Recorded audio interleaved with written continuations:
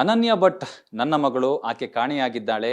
ಆಕೆಯ ಕಳೇಬರ ಸಿಕ್ಕರೆ ನನಗೆ ಕೊಡಿ, ಹಿಂದೂ ಸಂಪ್ರದಾಯದಂತೆ ನಾನು ಅಂತ್ಯ ಸಂಸ್ಕಾರ ಮಾಡ್ತೀನಿ ಅಂತೇಳಿ ದೂರನ್ನ ದಾಖಲಿಸಿದಂತಹ ಸುಜಾತ ಭಟ್ ಕೆಲವೇ ದಿನದಲ್ಲಿ ಅನನ್ಯ ಭಟ್ ನನ್ನ ಮಗಳಲ್ಲ ಅಂತಕ್ಕಂಥ ಸ್ಟೇಟ್ಮೆಂಟ್ ಕೊಡೋದ್ರ ಮುಖಾಂತರವಾಗಿ ಈ ಒಂದು ಪ್ರಕರಣಕ್ಕೆ ಒಂದು ಟ್ವಿಸ್ಟ್ ಅನ್ನ ಕೊಟ್ಟಿದ್ರು. ತದನಂತರ SIT ಅವರು ಸುಜಾತ ಭಟ್ರಿಗೆ ಏನು ನೋಟಿಸ್ ಅನ್ನ ಕೊಟ್ಟು ವಿಚಾರಣೆಗೆ ಕರೆದಿದ್ರು. ಸದ್ಯ SIT ಯ ವಿಚಾರಣೆ ಎದುರಿಸಿ ಬಂದಿರತಕ್ಕಂಥ ಸುಜಾತ ಭಟ್ ಈಗ ನನ್ನ ಜೊತೆ ಇರುವಂತದ್ದು.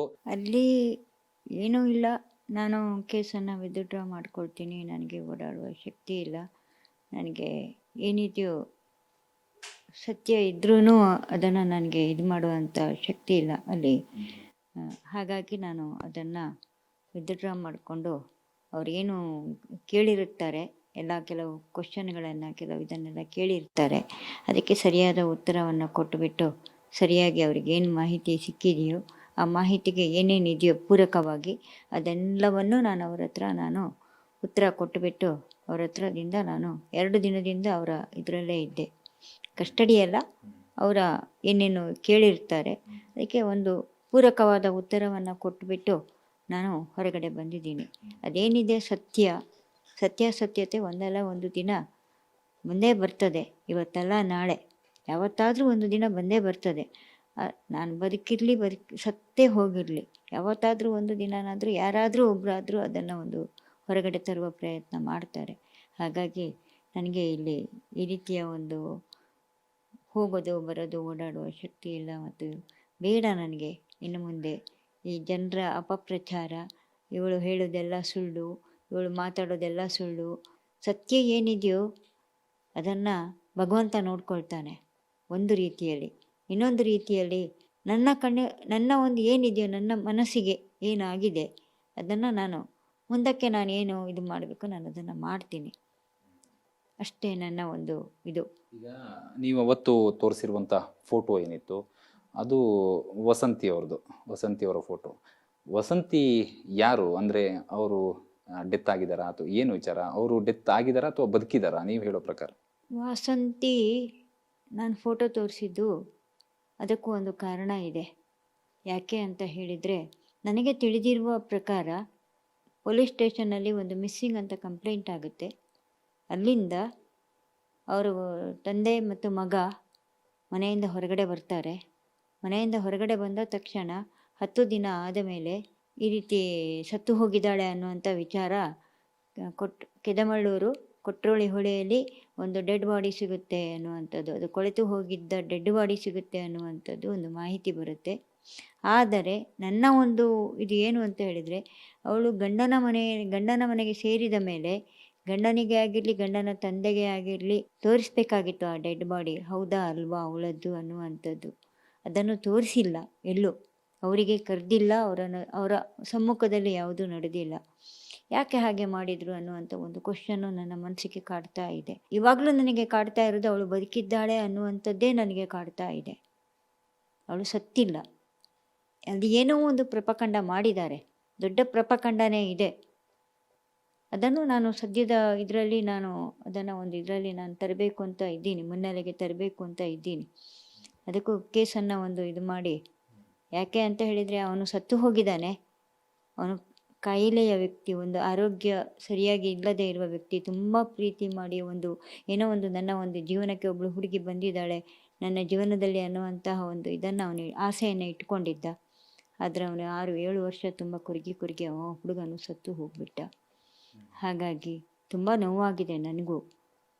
ಆದರೆ ಈ ವಿಚಾರವನ್ನು ನಾನು ಯಾಕೆ ಈ ಫೋಟೋವನ್ನು ನಾನು ಇದು ಮಾಡಿದೆ ನನಗೂ ಗೊತ್ತು. ಆ ಫೋಟೋವನ್ನು ನಾನು ಬೇಕಂತಲೇ ಇದರಲ್ಲಿ ಮೀಡಿಯಾದ ಮುಂದೆ ತೋರಿಸಿರುವಂಥದ್ದು, ಬೇಕಂತಲೇ ನಾನು ತೋರಿಸಿರುವಂಥದ್ದು. ಏನಾದರೂ ಇಲ್ಲಿ ಇದಾದರೆ ಇದಕ್ಕೆ ಒಂದು ಕೇಸಿಗೆ ಒಂದು ಇದನ್ನು ತರಬಹುದು ಅನ್ನುವಂಥದ್ದು ವಿಚಾರವನ್ನು ನಾನು ಆ ಮೂಲಕನಾದರೂ ಒಂದು ಫೋಟೋ ತೋರಿಸಿ ಆದರೂ ಬಗೆಹರಿಸೋಣ ಅನ್ನುವಂಥ ಒಂದು ವಿಚಾರವನ್ನು ನಾನು ಬೇಕಂತಲೇ ಆ ಫೋಟೋವನ್ನು ತೋರಿಸಿರೋದು. ಯಾರ ಜೊತೆನಾದರೂ ಈಗ ಇರಬಹುದು ಅಂತೇಳಿ ನಿಮಗೆ ಒಂದು ನಂಬಿಕೆ ಇದೆ ವಸಂತಿ ಅವರು? ಯಾರ ಜೊತೆಗಿದ್ದಾರೆ ಅನ್ನುವಂತಹ ನಂಬಿಕೆ ಇದೆ, ಬಟ್ ಯಾರು ಏನು ಅಂತಂತೂ ನಾನು ಇವಾಗ ಹೇಳಲ್ಲ. ಅದು ಯಾವಾಗ ಬರುತ್ತೆ ಆವಾಗ ನಾನು ಆ ವಿಚಾರವನ್ನು ನಾನು ಹೇಳಿಯೇ ಹೇಳ್ತೀನಿ. ಧರ್ಮಸ್ಥಳ ಈ ಒಂದು ಪ್ರಕರಣಕ್ಕೆ ಬರೋದಕ್ಕೆ ಪ್ರಮುಖವಾದಂಥ ಕಾರಣ ಅಪರಿಕದಲ್ಲಿರ್ತಕ್ಕಂಥ ಜಾಗ. ಏನು ನಿಮ್ಮ ತಾತನಿಗೆ ಸಂಬಂಧಿಸಿದಂಥ ಒಂದು ಜಾಗ ಏನಿದೆ, ಆ ಜಾಗಕ್ಕೆ ಜಾಗದ ವಿಚಾರವಾಗಿ ನಿಮಗೆ ಅದರಿಂದ ಏನು ಸಿಕ್ಕಿಲ್ಲ ಅನ್ನೋ ಕಾರಣಕ್ಕೆ ಧರ್ಮಸ್ಥಳದ ಮೇಲಿನ ಸಿಟ್ಟಿಗೆ ಈ ರೀತಿಯಾದ ಒಂದು ಕತೆ ಸೃಷ್ಟಿ ಮಾಡಿದ್ರಿ ಅಂತ ಜನ ಮಾತಾಡ್ತಾರೆ. ಆ ಜಾಗ ಯಾರ್ದು, ಯಾಕೆ ಧರ್ಮಸ್ಥಳಕ್ಕೆ ಹೋಯ್ತದು? ಅದು ನಮ್ಮ ತಂದೆದು ಜಾಗ ಅದು. ಅದು ಶ್ರೀನಿವಾಸ, ಪ್ರಸನ್ನ ಸೋಮೇಶ್ವರ ಮತ್ತು ಸ್ವಲ್ಪ ಅಡಿಕೆ ತೋಟ ಎಲ್ಲ ಇದ್ವು. ನಮ್ಮ ತಾತನ ಕಾಲದ್ದು ಅದೆಲ್ಲ ಜಾಗಗಳು. ಹಾಗಾಗಿ ಎಲ್ಲರೂ ಒಂದು ಟೈಮಲ್ಲಿ ಹೀಗೆ ಒಂದು ಪೇಪರ್ ನೋಡ್ತೀನಿ, ಧರ್ಮಸ್ಥಳ ಇದಕ್ಕೆ ಇದನ್ನು ದಾನ ಮಾಡಿದ್ದಾರೆ ಅಂತ ಹೇಳುವಂಥ ವಿಚಾರವನ್ನು ನೋಡ್ತೀನಿ. ಅದಾದ ಮೇಲೆ ಊರಿಗೆ ಹೋಗ್ತೀನಿ, ಕೇಳ್ತೀನಿ. ಅವರು ಸರಿಯಾಗಿ ನನಗೆ ಯಾವ ಮಾಹಿತಿಯನ್ನು ಕೊಟ್ಟಿರಲ್ಲ. ಆಮೇಲೆ ಮತ್ತೂ ನನಗೆ ಮನಸ್ಸಿಗೆ ತುಂಬ ನೋವಾಯಿತು, ಯಾಕೆ ಈ ರೀತಿ ಮಾಡ್ತಾ ಇದ್ದಾರೆ ಅನ್ನುವಂಥದ್ದು. ಮತ್ತು ತುಂಬ ಕಾಡ್ತಾನೇ ಇತ್ತು. ಆ ದೇವರನ್ನು ತಗೊಂಡೋಗಿ ಬೇರೆಯವರಿಗೆ ಕೊಟ್ಟಿದ್ದಾರಲ್ಲ ಅನ್ನುವಂಥ ಒಂದು ವಿಚಾರ. ಆಮೇಲೆ ಇಲ್ಲಿ ಏನಾಗಿದೆ ಅಂತ ಹೇಳಿದರೆ, ಇನ್ನೂ ಒಂದು ನಾನು ಹೇಳ್ತಾ ಇದ್ದೀನಿ, ನಾನು ಜೀವಂತವಾಗಿದ್ದು ನನ್ನನ್ನು ಸತ್ತು ಹೋಗಿದ್ದಾಳೆ ಅನ್ನುವಂತಹ ವಾರ್ತೆ ಕೇಳಿ ನಾನು ತುಂಬ ಸೊರಗಿ ಹೋಗಿದ್ದೀನಿ. ತುಂಬ ನೋವಾಗಿದೆ ನನಗೆ. ಜೀವಂತವಾಗಿದ್ದು ನಾನು ಸತ್ತು ಹೋಗಿದ್ದೀನಿ ಅನ್ನುವಂಥ ವಿಚಾರ ತುಂಬ ನೋವಾಗಿದೆ. ಆದರೆ ದಾನ ಮಾಡಿದಾರೋ ಮಾರಿದಾರೋ ನನಗೆ ಅದು ಸತ್ಯ ಗೊತ್ತಿಲ್ಲ. ವಿಚಾರ ಅಲ್ಲಿ ತಿಳಿದ್ರೆ ದಾನ ಮಾಡಿದ್ದಾರೆ ಅನ್ನುವಂಥ ವಿಚಾರ ಮಾತ್ರ ಬರ್ತಾ ಇತ್ತು. ಹಾಗಾದರೆ ನಮಗೆಲ್ಲರಿಗೂ ಒಂದು ಇದು ಬೇಕಲ್ವಾ? ಹಾಗಾದರೆ ಇವತ್ತು ಸತ್ತು ಹೋಗಿದ್ದಾಳೆ ಅನ್ನುವಂಥದ್ದು ಯಾಕೆ ಹೇಳಿದರು? ನನಗೇನು ಬೇಕಾಗಿರಲಿಲ್ಲ ಆಸ್ತಿ, ನನಗೆ ಬೇಕಾಗಿರೋದು ನಾನು ಸತ್ತು ಹೋಗಿದ್ದೀನಿ ಅನ್ನುವಂಥ ವಿಚಾರ ಯಾಕೆ ಹೇಳಿದರು? ಅದು ಒಂದು ನನಗೆ ತುಂಬ ಮನಸ್ಸಿಗೆ ಕಾಡಿದೆ. ನನಗೆ ಆಸ್ತಿ ಬೇಡ, ನಾನು ದುಡಿದು ತಿನ್ನುವ ಶಕ್ತಿ ನನಗೆ ಕೊಟ್ಟಿದ್ದಾನೆ, ನಾನು ದುಡಿದು ತಿಂತೀನಿ ಅಷ್ಟೇ ನಾನು ಹೇಳ್ಬೋದು. ನನಗೆ ಆಸ್ತಿ ಅಂತಸ್ತು ನಾನು ಯಾವುದ್ರ ಮೇಲೇನೂ ಆಸೆ ಇಟ್ಟಿಲ್ಲ. ಯಾರಿಗೋ ಒಳ್ಳೇದು ಮಾಡೋಕ್ಕೆ ಹೋಗ್ತೀನಿ, ಅದು ನನ್ನ ಬೆನ್ನಿಗೆ ಈ ರೀತಿ ಆಗ್ತದೆ ಅಂದರೆ ನಾನು ಇನ್ನೇನು ಎಲ್ಲೂ ಸಿಗಲ್ಲ, ನಮಗೆ ಯಾವುದೇ ರೀತಿಯಿಂದ ನ್ಯಾಯ ಸಿಗಲ್ಲ ಅನ್ನುವಂಥದ್ದು ನನಗೆ ಒಂದು ಇದು ಗೊತ್ತಾಗಿದೆ. ಚಿನ್ನಯ್ಯ, ಏನು ಜಯಂತು, ಮಟ್ಟಣ್ಣನವರ್ ಇವರೆಲ್ಲರ ಜೊತೆ ನೀವು ಸುಪ್ರೀಂ ಕೋರ್ಟ್ ಅಂದರೆ ದೆಹಲಿಗೆ ಆ ಬುರುಡೆಯನ್ನು ತೆಗೆದುಕೊಂಡು ಹೋಗುವಂಥ ಸಂದರ್ಭದಲ್ಲಿ ಜೊತೆಗೆ ಹೋಗಿದ್ರಿ. ಯಾಕೆ ಹೋಗಿದ್ರಿ ಅವ್ರ ಜೊತೆಲಿ? ನನಗೆ ಯಾಕೋ ಅವರು ಕರ್ಕೊಂಡು ಹೋದರು, ಹೀಗೆ ಬರಬೇಕು ಅಂತ ಹೇಳಿ ಕರ್ಕೊಂಡು ಹೋದವಾಗ ಯಾವುದೋ ಒಂದು ವಿಚಾರವನ್ನು ನಾನು ಒಬ್ಬರು ಲಾಯರ್ ಹತ್ರ ನಾನು ಮಾತಾಡಬೇಕಾಗಿತ್ತು. ಹಾಗಾಗಿ ಅವರ ಜೊತೆಗೆ ನಾನು ಹೋಗಿದ್ದೆ. ಅವನು ಬುರುಡೆ ವ್ಯಕ್ತಿ ಅಂತ ನನಗೂ ಗೊತ್ತಿಲ್ಲ. ಮತ್ತು ಅವರದ್ದೆಲ್ಲ ಗಿರೀಶ್ ಮಠಣ್ಣ ಆಗಿರಲಿ, ಅವರೆಲ್ಲ ಯಾರು ಏನು ಅವರು ಗೊತ್ತು ನನಗೆ, ಅವ್ರು ಏನು ಅಂತ ಚೆನ್ನಾಗಿ ಗೊತ್ತು. ಆದರೆ ಬುರುಡೆದ್ದು ನನಗೆ ವಿಚಾರ ಮಾತ್ರ ನನಗೆ ಗೊತ್ತಿಲ್ಲ. ಅವನು ಆ ವಿಚಾರವನ್ನು ನಾನು ಅಲ್ಲಿಗೆ ಬಿಟ್ಟು ನನ್ನ ಪಾಡಿಗೆ ನಾನು ಅಲ್ಲಿ ಇದ್ದೆ, ನನ್ನ ಪಾಡಿಗೆ ನಾನು ವಾಪಸ್ ಬಂದಿದ್ದೀನಿ. ಮಟ್ಟಣ್ಣನವ್ರು, ನಿಮ್ಮ ಗಿರೀಶ್ ಮಟ್ಟಣ್ಣನವ್ರು ಯಾವಾಗಿಂದ ಪರಿಚಯ? ಅಂದರೆ ನಿಮ್ಗೆ ಇದಕ್ಕೆ ಸಪೋರ್ಟ್ ಮಾಡ್ತೀನಿ ಅಂತ ಕರೆದ್ರ, ಅಥವಾ ನೀವೇ ಮಟ್ಟಣ್ಣನವ್ರನ್ನ ಸಂಪರ್ಕಿಸಿ ನನಗೆ ಈ ಥರ ಆಗಿದೆ ಅಂತ ಹೇಳಿದ್ರು? ಯಾಕಂದರೆ ಅವ್ರು ಇತ್ತೀಚೆಗೆ ಕೊಡುವಂಥ ಸ್ಟೇಟ್ಮೆಂಟ್ಗಳು, ಅವರು ನಮ್ಮ ಹತ್ರ ಸುಳ್ಳು ಹೇಳಿದ್ರು, ನಾವು ಸತ್ಯ ಅಂತ ನಂಬುದ್ವಿ ಅಂತೇಳಿ ಜಯಂತ್ ಆ್ಯಂಡ್ ಮಟ್ಟಣ್ಣನವರು. ಒಂದು ನಿಮಿಷ, ನಾನು ಮಟ್ಟಣ್ಣ ಆಗಿರಲಿ, ಜಯಂತಿ ಟಿಯನ್ನು ನಾನು ಯಾರನ್ನೂ ಸಂಪರ್ಕಿಸಲಿಲ್ಲ. ಅವರಾಗೆ ನನ್ನ ಮನೆಗೆ ನಂಬರು ಕೊಟ್ಟರು, ಹಾಗಾಗಿ ನನ್ನ ಮನೆಗೆ ಬಂದರು. ನಾನು ಸುಳ್ಳು ಹೇಳಿದ್ದೀನೋ ಸತ್ಯ ಹೇಳಿದ್ದೀನೋ ಅದು ಎಲ್ಲಿ ಹೇಳಬೇಕು? ಅವರಿಗೂ ಗೊತ್ತಿದೆ ಎಲ್ಲೋ ಒಂದು ಕಡೆ ಸತ್ಯ ಇದೆ ಆ ಅಮ್ಮನ ಹತ್ರ ಅಂತ. ಆ ಸತ್ಯವನ್ನು ನಾನು ಅಲ್ಲಿ SITಯಲ್ಲಿ ನಾನೇನು ಹೇಳಬೇಕೋ ಅಲ್ಲಿ ಹೇಳಿದ್ದೀನಿ. ಅವ್ರು ಏನಾದರೂ ಹೇಳ್ಕೊಳ್ಳಿ, ನನ್ನ ಬಗ್ಗೆ ಅಪಪ್ರಚಾರ ಹೇಳಿ, ಆ ಅಮ್ಮ ಸುಳ್ಳು ಹೇಳಿದಾಳೆ, ಆ ಅಮ್ಮ ಹಾಗೆ ಹೀಗೆ ಅಂದ್ರೂ ಸತ್ಯ ಏನಿದೆಯೋ ನಾನು ಅಲ್ಲಿ ಹೇಳಿದ್ದೀನಿ. ಅದು ಅವ್ರು ನೋಡ್ಕೊಳ್ತಾರೆ ಅಷ್ಟೇ. ನನ್ನದು ಏನಿದೆಯೋ ಸ್ಟೇಟ್ಮೆಂಟು, ನಾನೇನು ಇದು ಮಾಡಿದ್ದಾರೆ, ನನ್ನನ್ನೇನು ಇಂಟ್ರಾಗೇಟ್ ಮಾಡಿ ನನ್ನನ್ನೇನು ಇದು ಮಾಡಿದ್ದಾರೆ, ಅದು ಪ್ರತಿಯೊಂದಕ್ಕೂ ನಾನು ಕ್ಲೀನಾಗಿ ಉತ್ತರ ಕೊಟ್ಟಿದ್ದೀನಿ. ಹಾಗಾಗಿ ಅದರ ಬಗ್ಗೆ ಅವರ ಬಗ್ಗೆ ಯಾವತ್ತೂ ನಾನೇನು ಹೇಳೋಕ್ಕೆ ನನಗೆ ಇಷ್ಟ ಇಲ್ಲ. ನನ್ನ ಪಾಡಿಗೆ ನಾನು SITಗೆ ಏನು ಇದು ಕೊಡಬೇಕು ಎಲ್ಲ ಕೊಟ್ಬಿಟ್ಟು ನಾನು ಬಂದಿದ್ದೀನಿ. ಈಗ ನಿಮ್ಮ ಹತ್ರ ಇದಕ್ಕೆ ಸಂಬಂಧಪಟ್ಟಂತೆ ಏನಾದ್ರು ದಾಖಲೆಗಳೇನಾದ್ರು ಇದಾವ? ಅದನ್ನೇನೋ ಕೊಟ್ಟಿದ್ದೀರಾ SITಗೆ ಸಂಬಂಧಪಟ್ಟಂತೆ ಏನಾದ್ರು? ನಾನು ಕೆಲವು ದಾಖಲಾತಿಗಳನ್ನು ಕೊಟ್ಟಿದ್ದೀನಿ. ನನ್ನ ಮೊಬೈಲನ್ನು ಇದು ಮಾಡಿದ್ದಾರೆ, ಸೀಸ್ ಮಾಡಿದ್ದಾರೆ. ಇವತ್ತು ನನ್ನ ಕೈಯಲ್ಲಿ ಮೊಬೈಲ್ ಇಲ್ಲ, ನನಗೆ ತಗೊಳ್ಳೋ ಶಕ್ತಿನೂ ಇರಲಿಲ್ಲ. ಹಾಗಾಗಿ ಏನು ಮಾಡಬೇಕು? ಇದ್ದೀನಿ ನಾನು. ಇನ್ನು ಮುಂದೆ ನೋಡಬೇಕು, ಜೀವನ ಹೇಗೆ ನಡೆಸಬೇಕು, ಏನು ಮಾಡಬೇಕು ಅನ್ನುವಂಥದ್ದು ಯೋಚನೆ ಮಾಡ್ತಾ ಇದ್ದೀನಿ. ನೋಡೋಣ, ವೃದ್ಧಾಶ್ರಮಕ್ಕೆ ಹೋಗೋಣ ಅಂತ ಇದ್ದೀನಿ. ಮುಂದೆ ನೋಡಬೇಕು ಯಾವ ರೀತಿ ನಡಿಬೇಕು, ಮುಂದೆ ಹೆಜ್ಜೆ ಹೇಗೆ ಇಡಬೇಕು, ಇನ್ನು ಮುಂದೆ ಹೆಜ್ಜೆ ಇಡಬೇಕಾಗಿತ್ತು, ತುಂಬ ಯೋಚನೆ ಮಾಡಿ ಹೆಜ್ಜೆ ಇಡಬೇಕಾಗಿರುವ ಪರಿಸ್ಥಿತಿ ನನಗೆ ಬಂದಿದೆ. ಯಾಕಂದ್ರೆ ನೀವು ಮಾಡಿದಂಥ ಎಷ್ಟೋ ಕೆಲಸಗಳು ಈ ರೀತಿಯಾಗಿ ಫೇಲ್ಯೂರ್ ಕಂಡಿದಾವ ಅಂತ. ಯಾಕಂದ್ರೆ ನಿಮ್ಮ ಜೀವನ ಹೇಗೆ ಬಂತು ಇಷ್ಟು ವರ್ಷ? ಕೆಲವೊಂದು ಮಾತುಗಳನ್ನು ನೀವು ಹೇಳಿದ್ದೀರಾ, ನಾನು CBI ವರ್ಕ್ ಮಾಡ್ತಿದ್ದೆ, ಅವೆಲ್ಲವನ್ನ ಜನ ಇಲ್ಲ ಅವ್ರು ಮಾಡಿಲ್ಲ ಹಾಗೆ ಹೀಗೆ ಅಂತೆಲ್ಲ ಹೇಳ್ತಾರೆ.